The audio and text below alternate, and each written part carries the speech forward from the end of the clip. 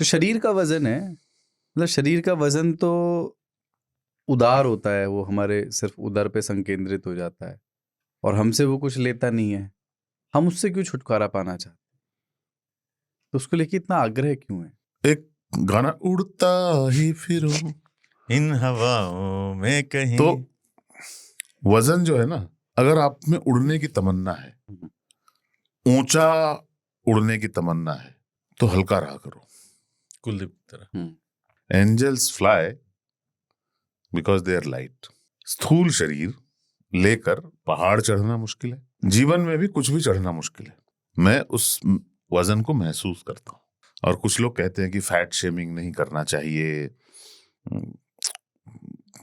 क्या बोलते हैं, बॉडी पॉजिटिव, इट्स नेचुरल। मैं इसको नेचुरल नहीं मानता। शरीर ऐसा नहीं होना चाहिए। तो मुझे अगर कोई मोटा कहता है तो मुझे ना कॉम्प्लीमेंट लगता है ना क्रिटिसिज्म लगता है, स्टेटमेंट ऑफ फैक्ट लगता है।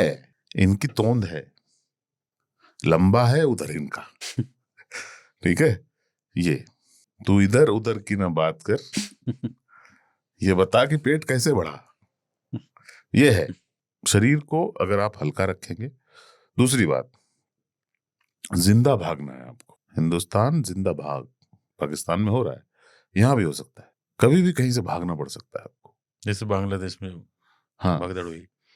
तो तब पता चलेगा कि क्या बुराई है वजन में। वजन आपको भागने नहीं देता, गुरुत्व तो देता है, आकर्षण चला जाता है, गुरुत्व रह जाता है बस।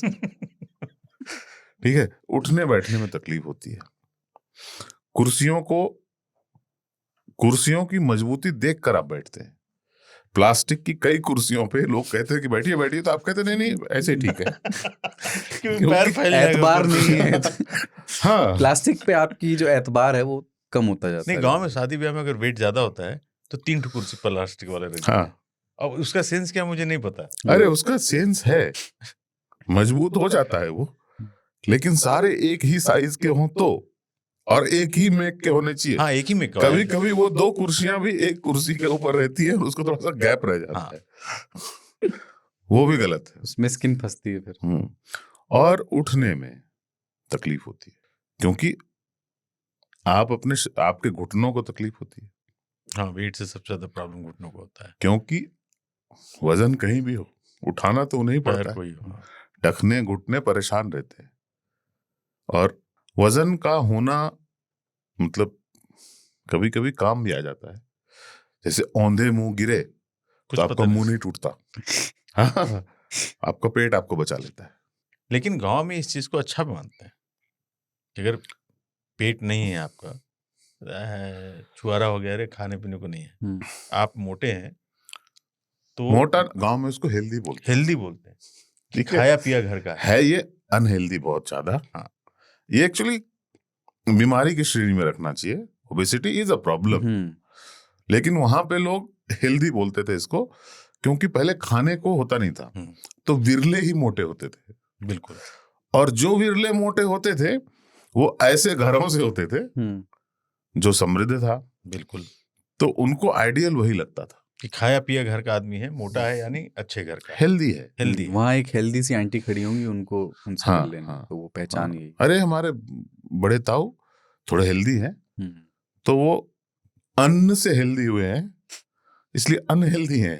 अन्न से उनका अन्न कम करिए।